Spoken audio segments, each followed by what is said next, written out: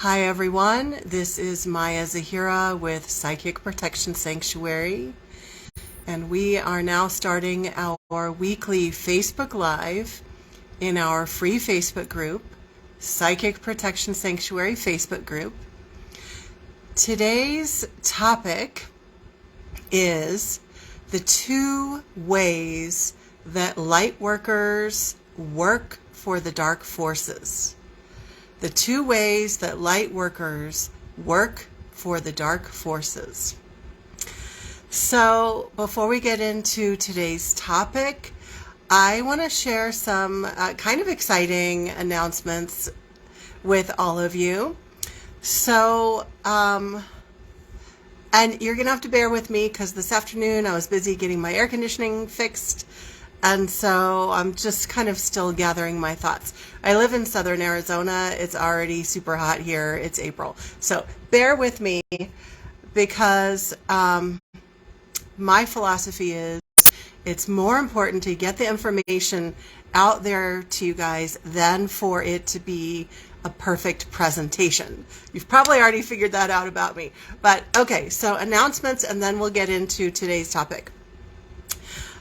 The first announcement is that I am working on turning my first book into an audiobook. So it does take a couple of months for all of that process to happen. So it's not happening. It's not going to be on sale tomorrow. It's going to be a couple of months. For those of you who are watching the replay later on in the calendar, we're mid-April 2023. I had to think about what month we were in. And it should be out, if everything goes how it's supposed to, it should be out in the summer, like middle of summer, July at the latest. Fingers crossed that everything goes with production. So my first book is called Darkness Disguised as Light, The Hidden Truth About Psychic Protection and the Illusion Matrix. And that first book is all about my story of how I was called into doing this work. So I thought when I was deciding which book to turn into audio first, I thought, let's do the one that's a story, because that would be kind of fun to listen to in an auditory sort of way, rather than the information. But if all goes well, I'm planning on turning all of my books into audiobooks. But if you've ever gone through the process before, I like being transparent with you guys. It's an investment. It costs money to do it. And since I'm not doing it myself, since I don't have all of the technology and the resources, I'm having someone else do it. So it's an investment, which is why I'm not doing both of my books simultaneously, because it's like, unless some lottery money falls in my lap, I can't do both. But my second book, my most recent book, the Psychicattack Sourcebook, I do plan to turn that into audio, into an audiobook that you could get on Amazon and Audible, but probably 6 months to 12 months after the first audiobook comes out. So that's an exciting announcement. The second announcement is that I'm going to be starting my third book soon. And what I did after my second book came out was I just got really clear that I needed to spend some time not writing. I was going to start right away on my third book. And then I'm like, no, I need some integration time. I need to tie up multiple small loose ends all over the place. And then I'll start on my third book. So I'm pretty sure that's going to happen in June. I'll hunker down and I'll start collecting all my information, and then I'll start writing. You want to know what that book's about? What that book is going to be about? Here we go. Hi, Laura and Aaron and everybody else who is here. So my third book is going to be all about predatory spiritual teachers. Predatory spiritual teachers. And one of the reasons why I wanted to just mention that I've known for a while that I'm going to be writing a book on that subject.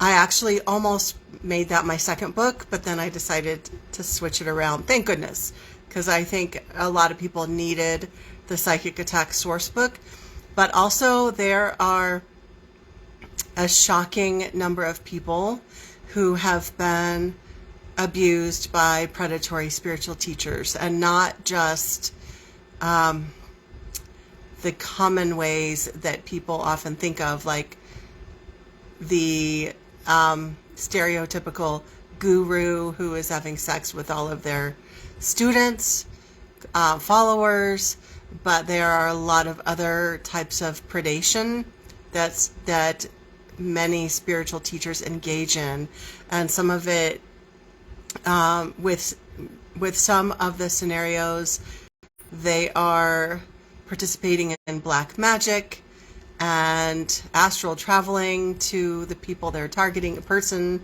that they're targeting, and it's literally spiritual harassment or manipulation at the very least.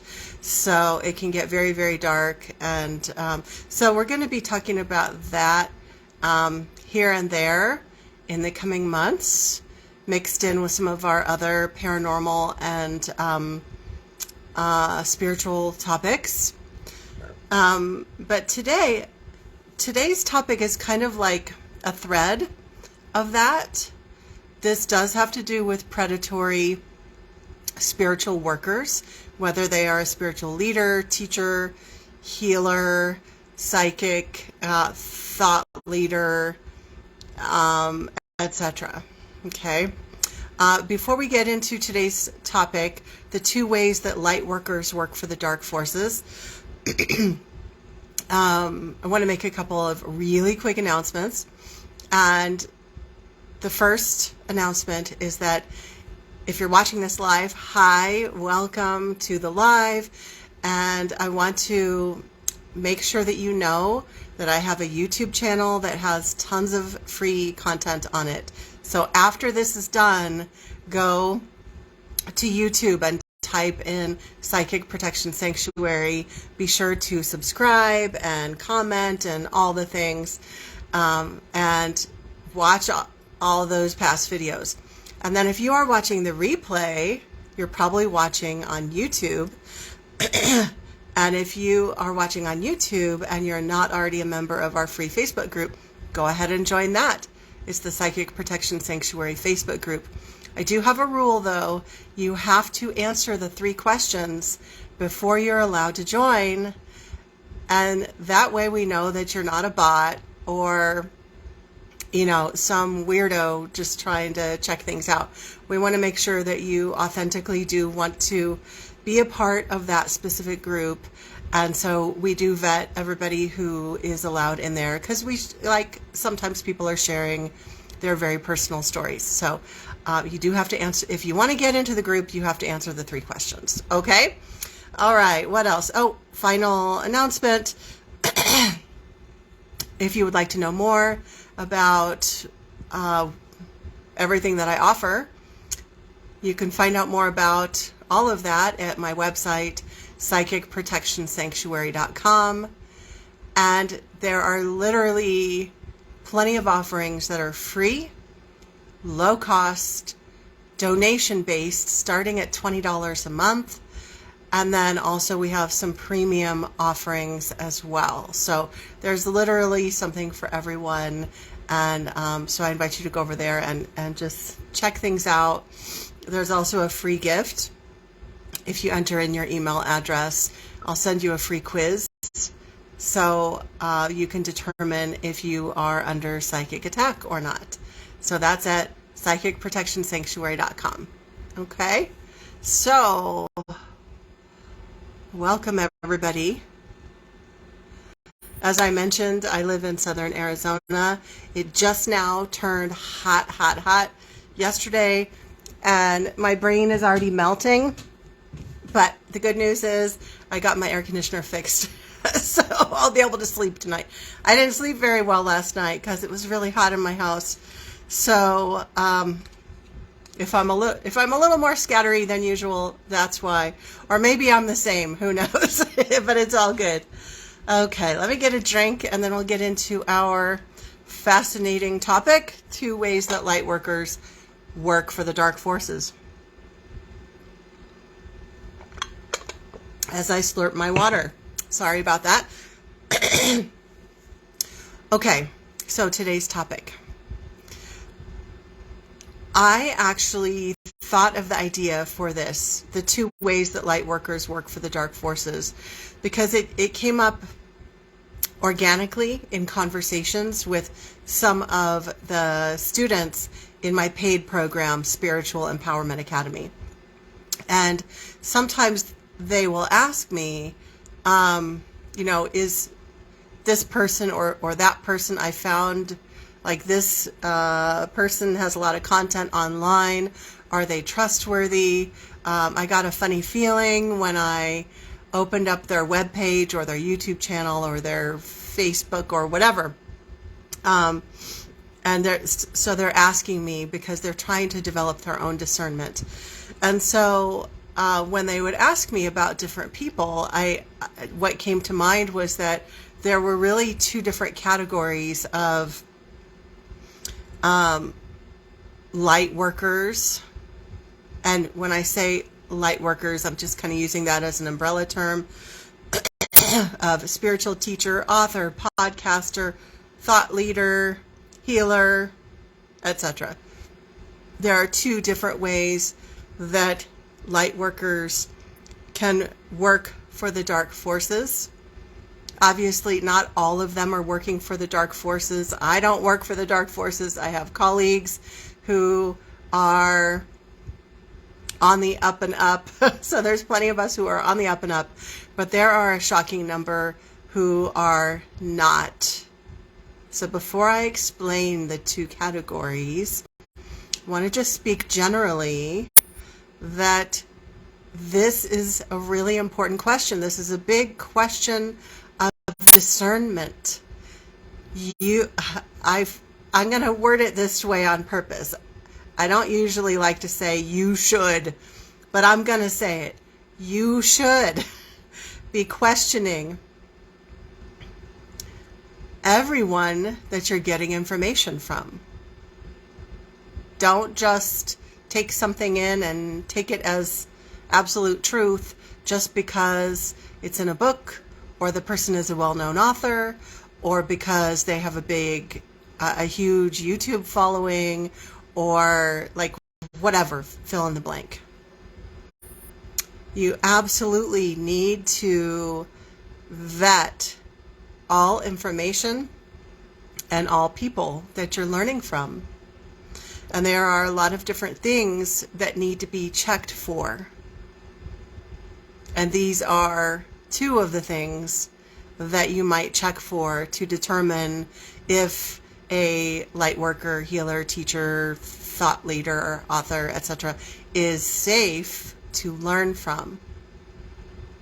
Okay, so we want to find out, are they hijacked? Are they hijacked? Are they as an individual hijacked, or is their content hijacked? And by hijacked, we mean, are they intentionally or unintentionally working for the dark forces? Like on the surface, they might be putting forth the message that it's all that what they're talking about is love and light, and it's all about the 5D ascension or the ascended beings that are giving them messages, or like whatever, fill in the blank. It might see, or angels. That's another really big one, because like, why would you not trust people giving angel messages, right? That's a super tricky one. I've seen a lot of hijacked a lot of hijacked people, a lot of hijacked light workers that put forth a front of being an angel worker, and yet they're actually working for some element of the dark forces. So it's very tricky. So we need to be asking the question, are they hijacked? Are they hijacked? And whether they know they're hijacked or not, we don't want to be working with them if they're hijacked.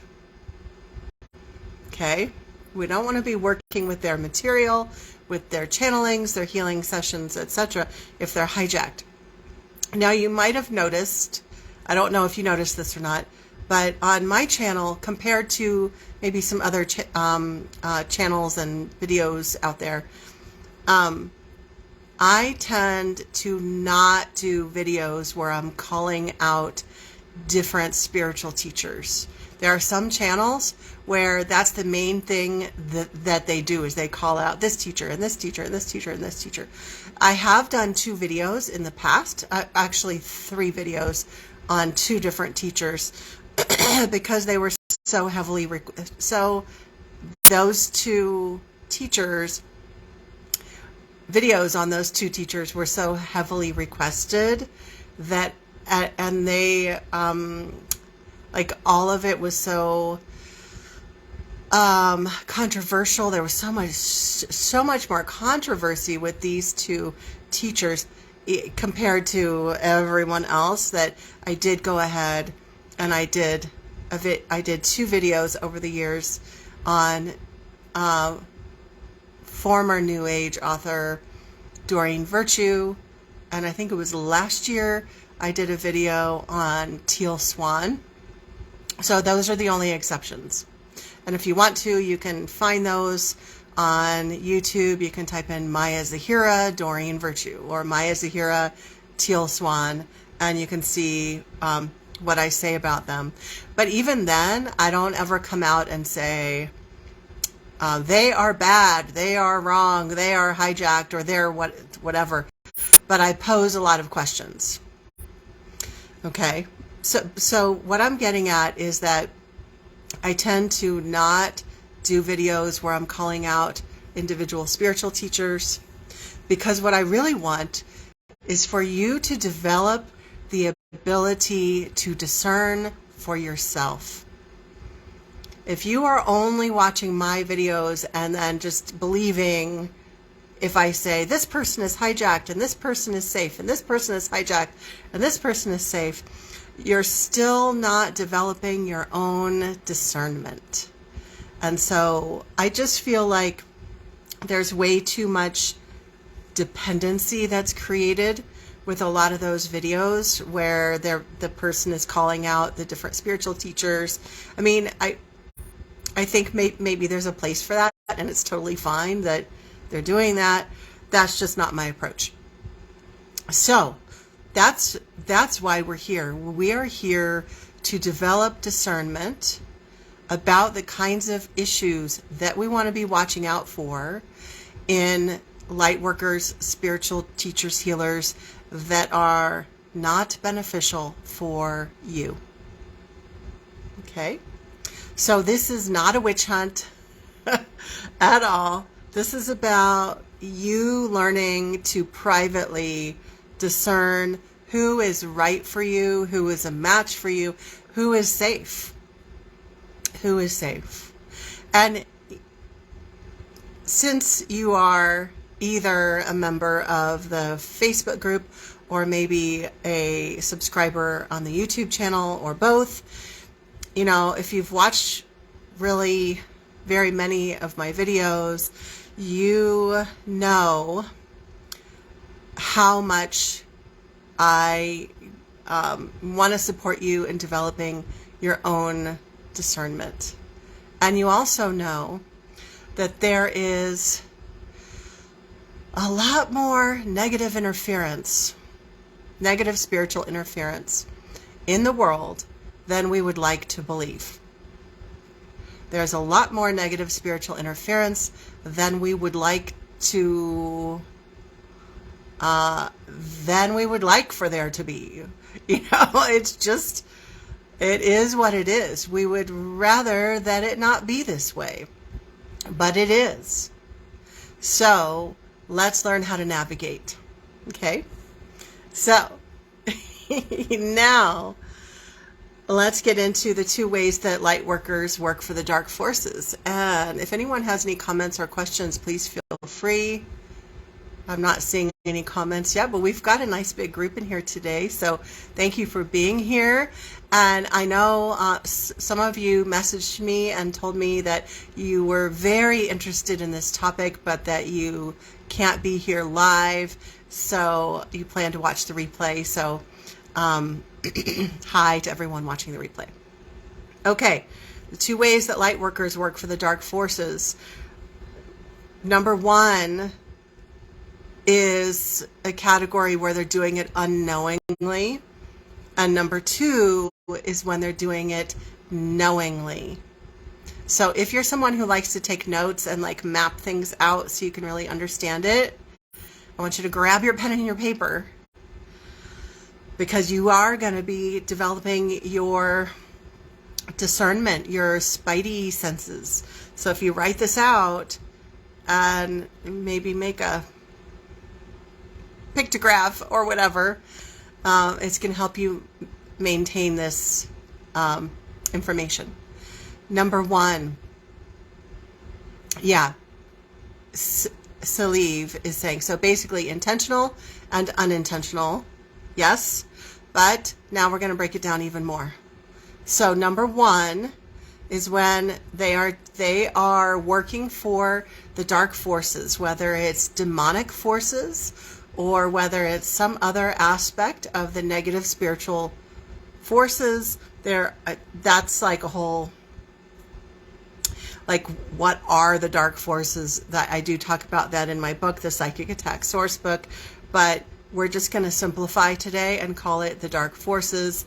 It's not always demons. There are a lot of other forces out there that have malevolent intent toward humanity, but we're going to lump it all together as dark forces. First category are light workers that are unknowingly working for the dark forces. So they don't know that they are. They genuinely believe that they are helping humanity by doing their healing work, by doing their writing, putting forth their content, doing channeling messages, and what have you. And so their heart is in a good place. They are really intending to help humanity. The person is really wanting to help humanity, and they truly have that intention. They have no idea that they are working for the dark forces. Now, how are they able to be fooled so masterfully that they genuinely love goodness and light, and they would never in a million years choose to work for the dark forces, and yet how are they fooled so masterfully? And the answer to that is that they are fooled because they are working with false light entities. This is so common. So let me take a second for those who don't know what false light entities are.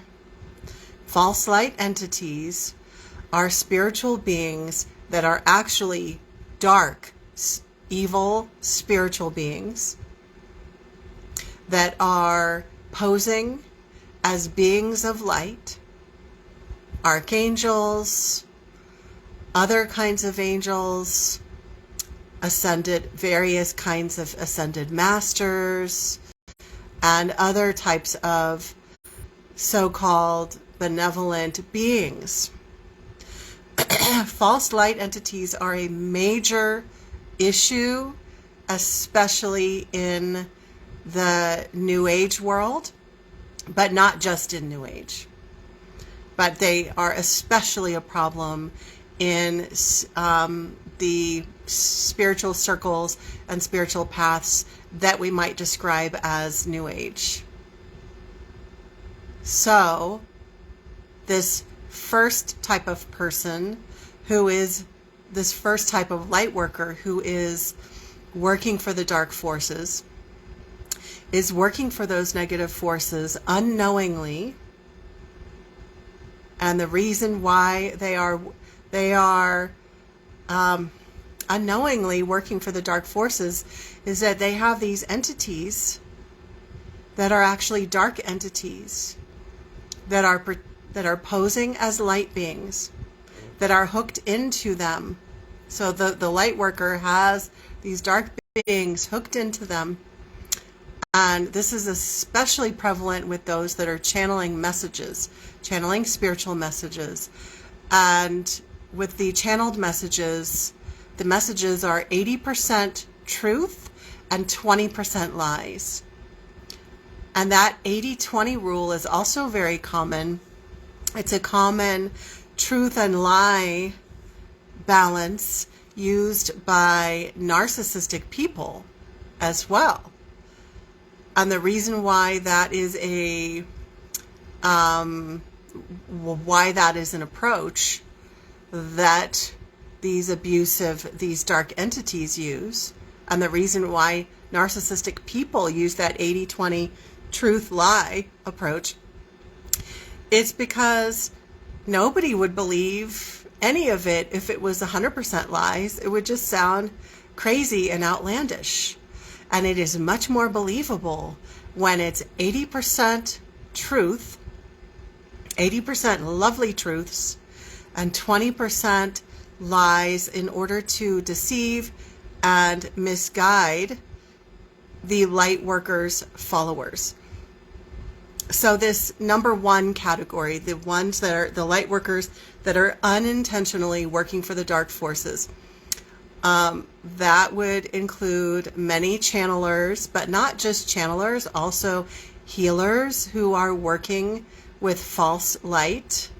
They are, in their prayers, meditations, calling in various beings without having an understanding of how to discern what is false light and what are genuine spiritual beings. And so in their healing sessions, whether they are hands-on healing sessions, long-distance healing sessions, there are these dark entities posed as light that are involved in the sessions.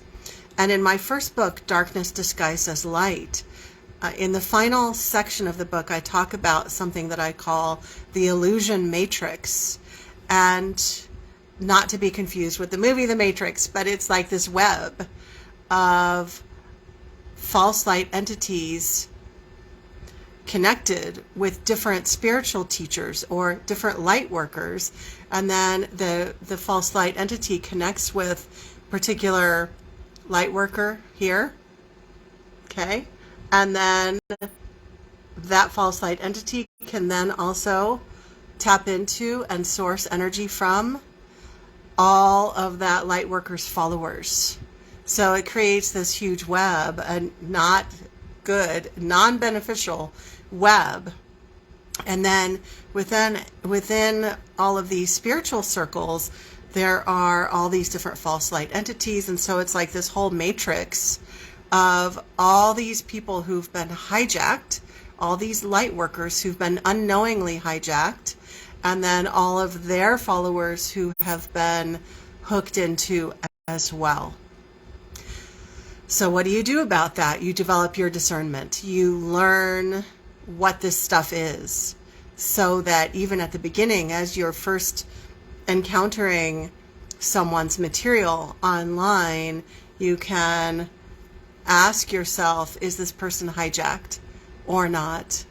Are they working with true benevolent beings, or is it something else?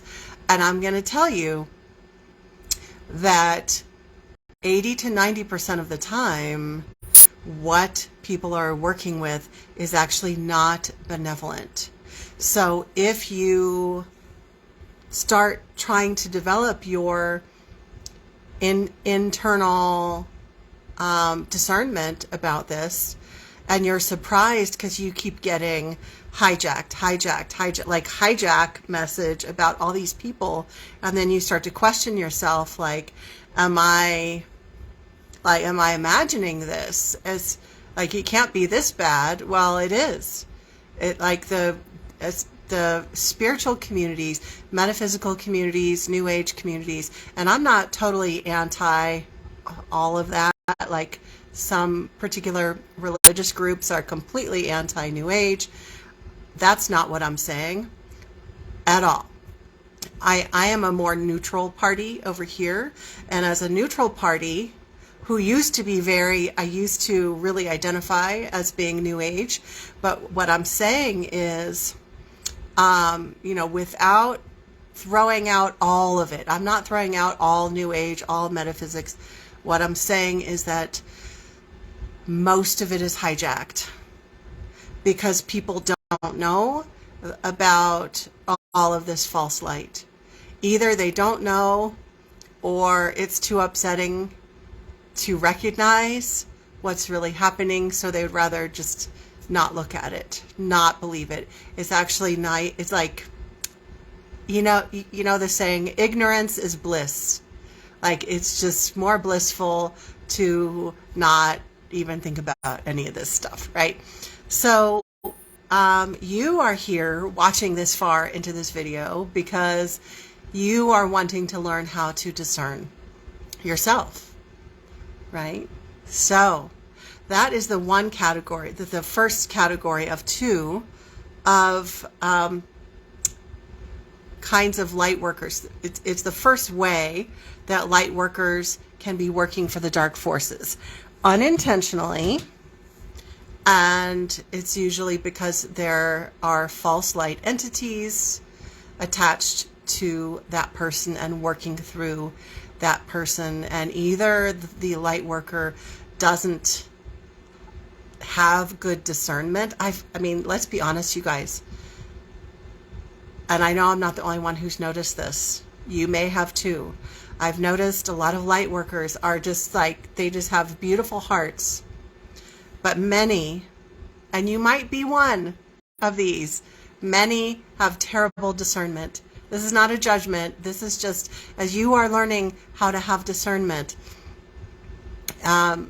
it's good to just have this understanding that there are a lot of light workers that, because of whatever their unhealed shadow is, they never learned how to have good boundaries and good discernment.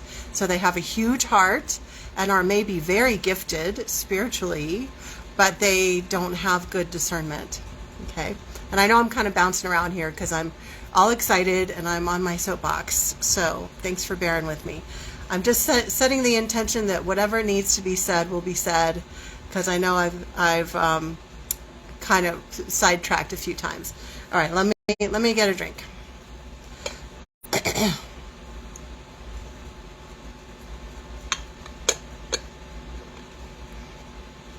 Okay, so the first category, the first way that light workers work for the dark forces is that it is unknowingly, unintentionally. They are working for the dark forces unknowingly because they either don't have the discernment developed yet, or they don't know about false light, or they maybe have heard of it before, but they just really don't understand how prevalent it is, how common it is. So they make the assumption, well, that would never happen to me because the beings that I work with are lovely. And so they just don't want to look at it. And then meanwhile, they are working for dark forces. So there's not too much you can do about that. Everyone has free will, but what you can do is develop your own discernment in who you choose to work with and who you choose to study with, etc., or receive sessions from, etc. Okay, second category, the second way that light workers work for the dark forces. This one is a lot more insidious. These are people that knowingly align with the dark forces. They have set up shop as an angel healer, as a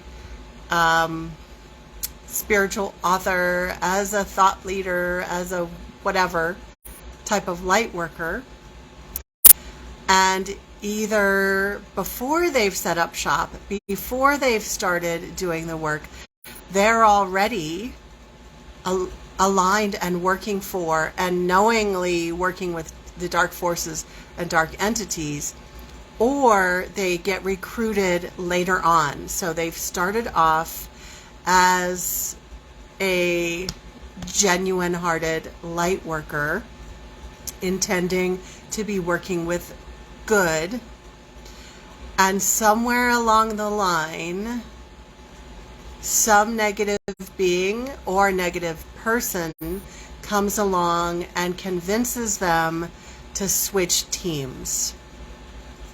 Or it's just something that happens in their own mind and heart.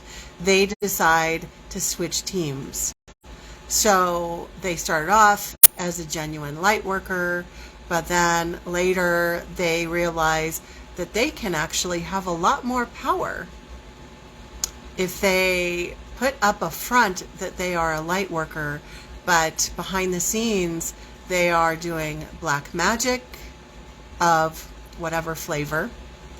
They're calling on negative entities to do their bidding. One common scenario that I've seen is the person who puts themselves forth as a high vibrational person. A really common one is someone who puts themselves forth as an angel healer. Now, this does not mean that all angel healers are doing this, because they're not. There are many good ones out there, but you have to discern.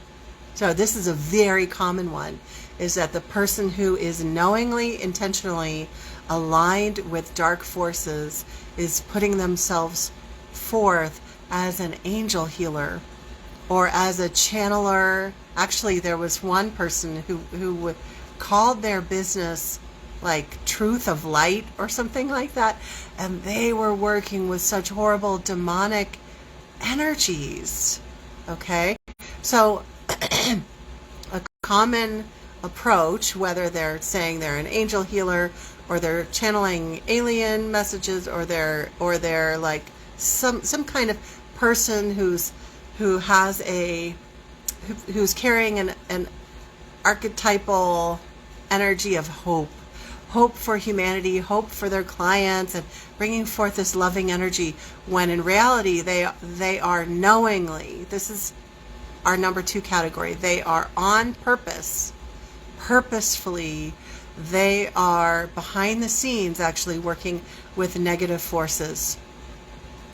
Okay, so one of the common ways that I've seen this, there are some particular patterns, is that the messages and the persona that they put forth is very love and light.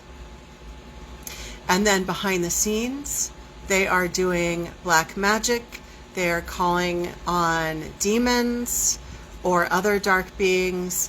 And the reason why they're doing the black magic and calling on the dark beings is to control their clients or students. So they will have this network.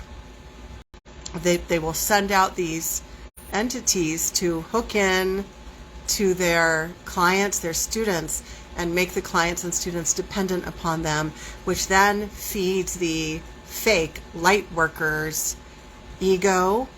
And it actually, that the light worker that is knowingly working for the dark forces, their goal is usually ego and also vampiric, energy vampiric. They are wanting to feed off of the life force energy of all of their clients. Okay, so it puts them in a position of power, and they are a knowing, willing agent of dark forces. This might sound outlandish, but I assure you, I have worked with many clients over the years who have had to escape from people who fit category number 2 that I just described. And I have met many of those so-called light workers. And they were fooling a lot of people, but they didn't fool me. They were, are very evil.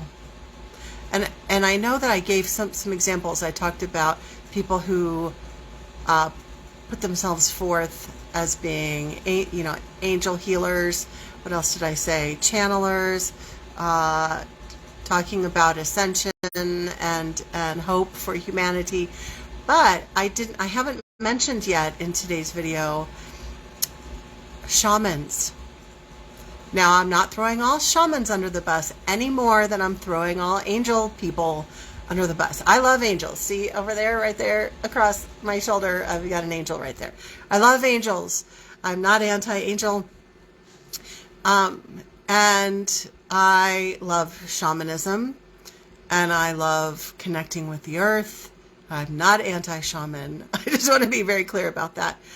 But we need to recognize that whatever type of healer we might feel an affinity toward, whether it's angel healer or shamanic healer, there are genuine, authentic people working in those fields who are good people, genuinely on the right track, genuinely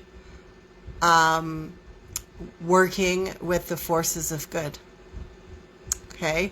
But there are way too many angel healers, energy healers, Reiki practitioners, shamans who are super dark behind the scenes, and it is a facade. I've known Reiki masters who literally during Reiki attunements stole energy. Instead of attuning their students, they would siphon life force energy. There is no field of Lightworker that is free of this intrusion. Okay? So you must be discerning. And I've known some very dark shamans, and I've worked with many clients over the years who have had just jaw-dropping, awful, horrendous, horrific situations with shamans who said they were going to help someone and ended up doing all sorts of dark spiritual deeds in order to control the follower. Okay? So remember, I'm not throwing any group under the bus. There are good and genuine light workers in every field out there. But there are way more, there are many that are working with dark forces, either unknowingly or knowingly, and way more than you might like to believe. If you think that this is just an occasional problem, I'm going to say you're wrong. It's not an occasional problem. It's prevalent. It is widespread, which is why I'm going to take the time. If you've ever written a book before, it takes a lot of time, which is why I'm going to take the time to write a book specifically, not just about today's video, but about predatory spiritual teachers, different types of predatory spiritual workers.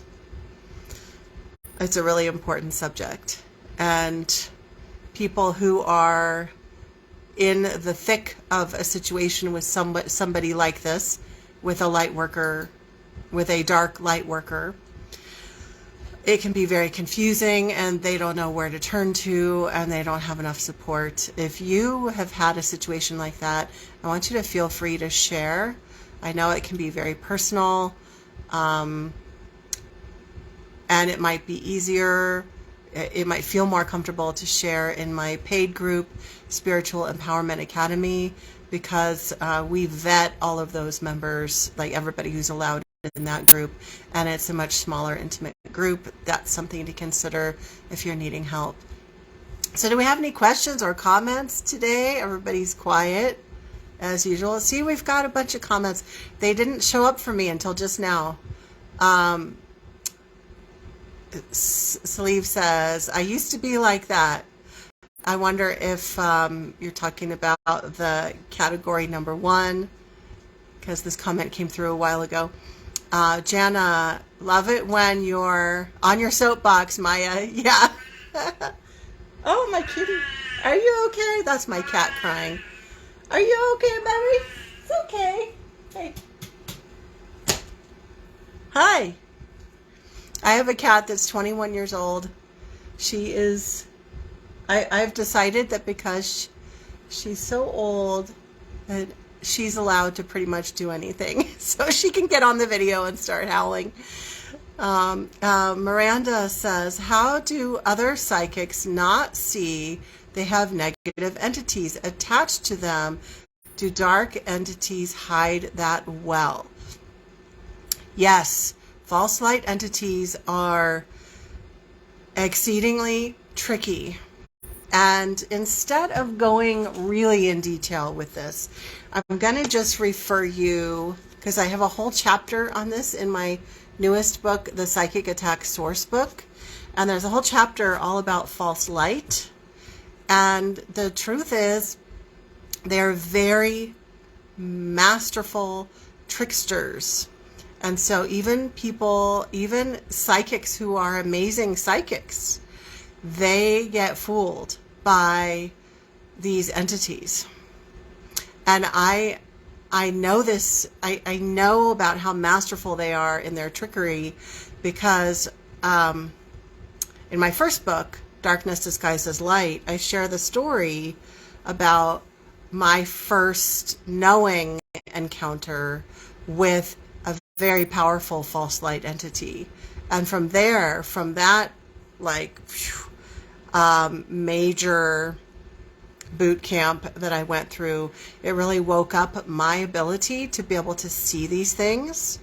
But as I went forward in the future, I had numerous other encounters with false light entities, and some of the ones that I encountered were so used to not being perceived as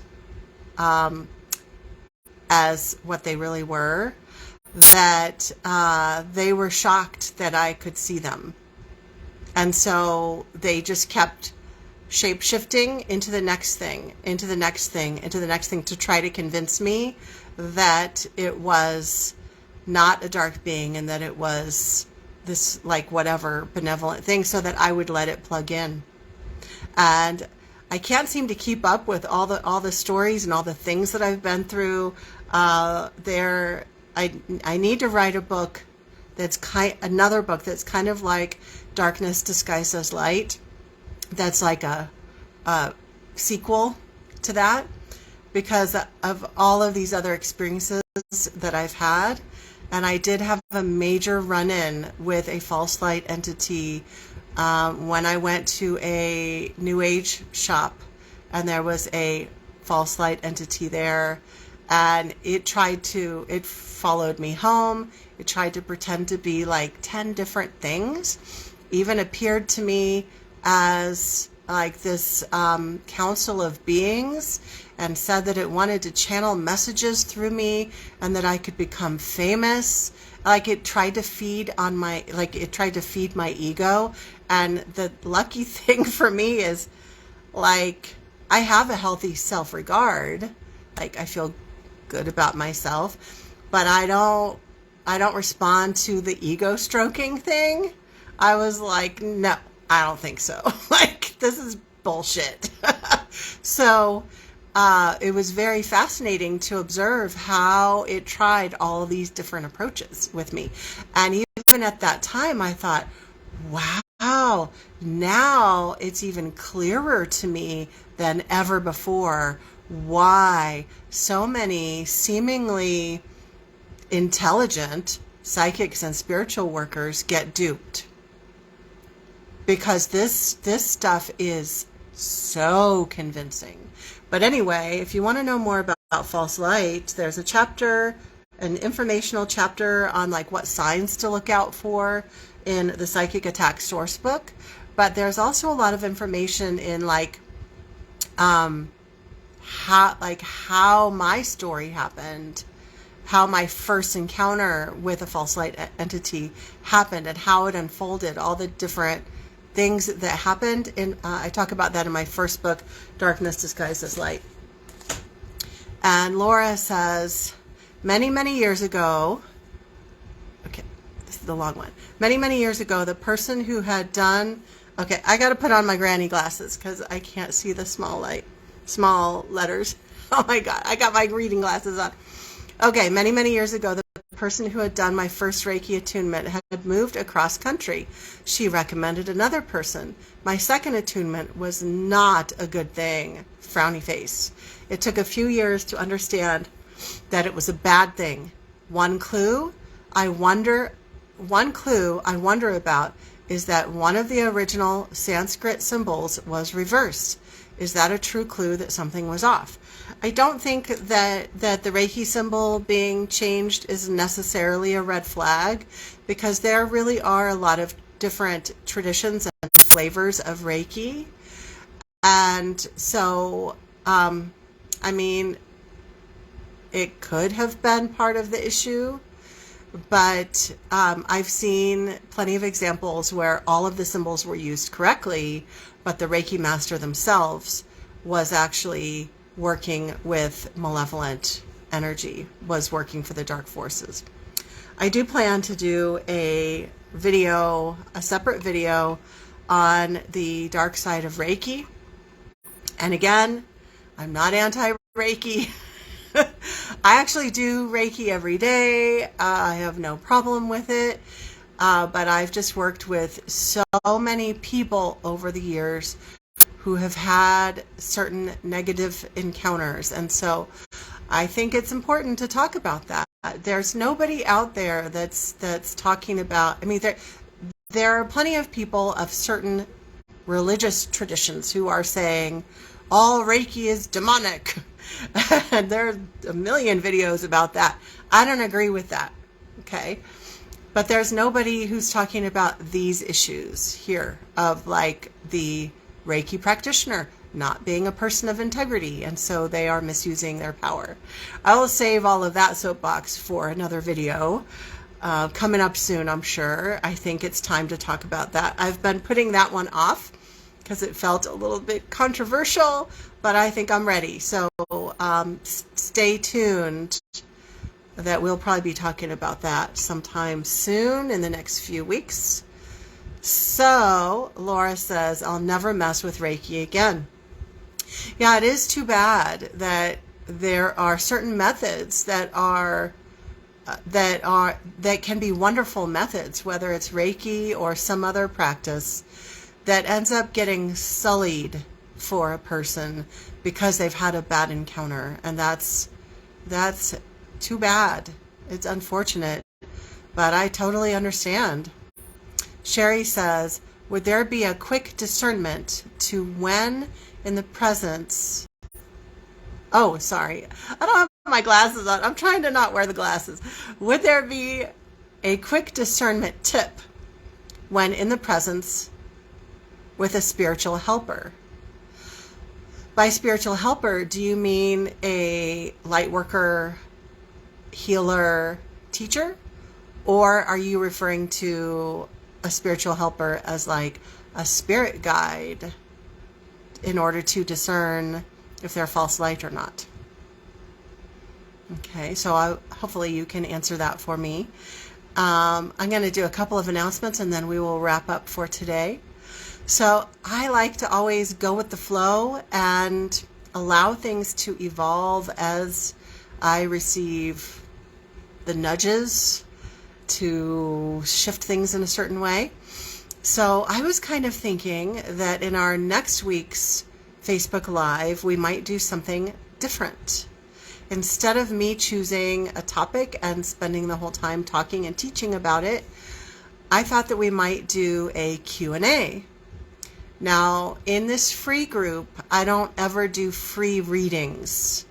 I don't answer your personal questions or your personal psychic questions. I do that only for students in my paid program, Spiritual Empowerment Academy.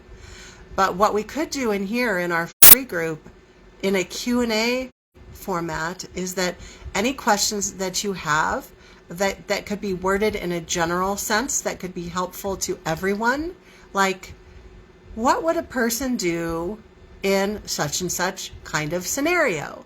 So you're not asking me to give you a personal reading on your scenario, but you're asking like, well, if a person was having this kind of scenario, what do you think they should do? And then that way it's helpful to everybody who watches.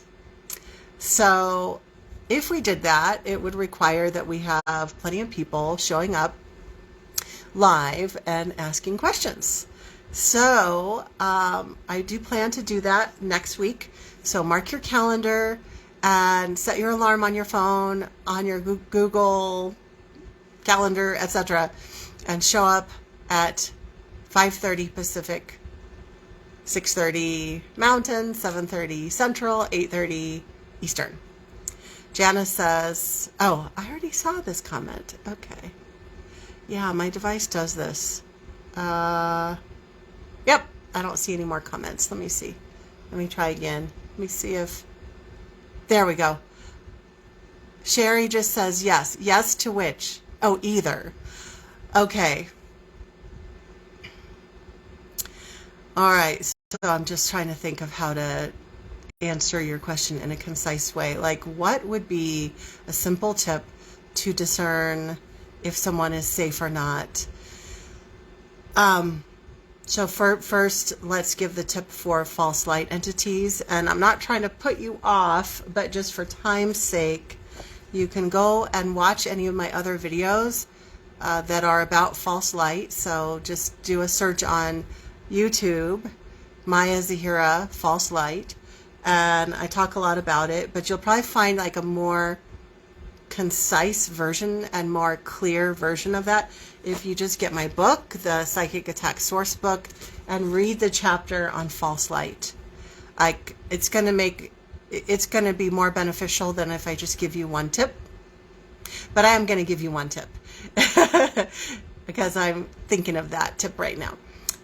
If an entity presents themselves to you and they seem too good to be true, like they're giving you exceedingly clear auditory messages, or you're seeing them crystal clear, or you're getting super clear telepathic messages getting kind of blasted into your head, and or you're waking up in the middle of the night and like all these channeled messages are coming through you. Like when it comes through that quote loud, it is usually like 99% of the time it's false light. Because what the pattern that I've noticed with false light entities again and again and again and again, and I'm just feeling happy right now because I'm calling their shit out. I've noticed over and over again that authentic spiritual beings, the real ones, the real messages, are much more subtle. It's a presence. Or maybe you hear something, but it's not blasting. False light tends to try to overcompensate. So if it shows up as a light being, it's blindingly bright. It overcompensates for the fact that it's not an actual light being. So it tries to be extra bright, or extra loud, or extra compelling.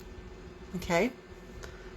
So that is one tip that you could lean into as far as using discernment about different spirit helpers. When it comes to teachers or light workers, I think what I would say is trust your gut. Trust your gut if you feel like something is wrong, even if you don't have actual evidence of it. If something feels off, you are not required to keep working with that person. You can cancel, you can leave the spiritual event. You don't have to explain yourself to anyone. So trust your inner guidance, because here's the thing. We so often abdicate our power to the light worker, to the teacher, to the spiritual guide. We put our trust in them, and even if our gut says, you know, something doesn't feel right about this person, we tend to write that off because we tend to put more validity into what they are saying and what they're putting forth. So flip that around and trust yourself first. Okay? Trust yourself first. And we'll definitely have a lot more information coming out about this, and kind of like in a trickle of information as I am collecting my thoughts and preparing to begin writing the next book that's about predatory spiritual teachers. So as more information comes through, I'll share it with you guys, and that'll help you build your discernment as well.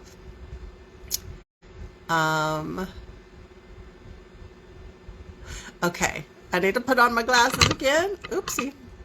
Miranda says, if you are attuned to Reiki and don't know if your master who attuned you was good or evil, what should you do? Do you request the attunement leave if it is not true light? That's a great question. I'm almost tempted to wait until we do our video on Reiki, but I don't want to leave you hanging because I don't like to do that. So I will answer it briefly, but we'll talk about this more when we do a Facebook Live about Reiki. You should do what feels right for you. If you feel like there was something off about your Reiki attunement or your Reiki teacher, you can request that the attunement leave. And I'm going to tell you a little secret. I actually did receive, thankfully, I went through my Reiki training twice. All of it with different people. So I had a lot more freedom to do this. That one of the Reiki teachers that I worked with was really not a person of integrity, and was working with a lot of energies that were not so good. And so later, when I had that clarity about that, I did ask that the attunements from that person be undone and cleaned up, and that my energy body be free of that person's energy. Because what it was doing was it had allowed that person to hook in into my energy, and it was allowing continued access. And that's only something that would happen if the person is not of integrity. If you're working with someone, a Reiki master who is a person of integrity, they will be doing a proper Reiki attunement and not causing any harm. It'll be a beneficial thing.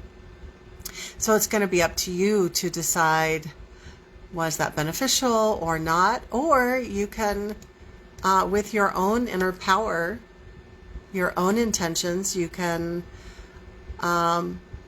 go into a meditation and do some prayer, and you can say, I'm not sure if that Reiki attunement was beneficial or not, so I just ask that all of the energy of that attunement be cleaned up and cleared of any possible negative interference, and that Reiki attunement be activated for the highest good, so that I can be a vessel of healing energy.